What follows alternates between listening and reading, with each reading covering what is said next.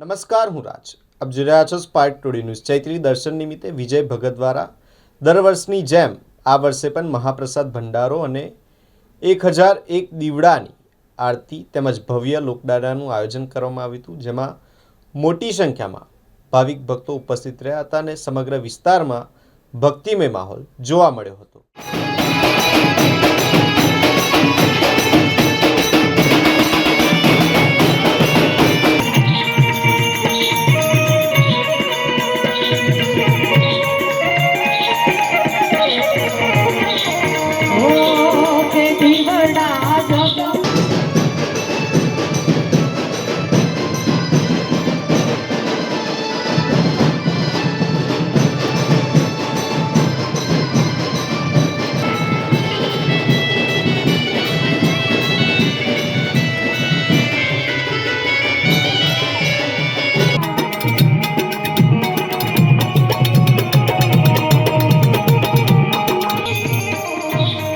બધા ઉભા છે ને, બધા મને તાળીઓનો સાથ આપો કર.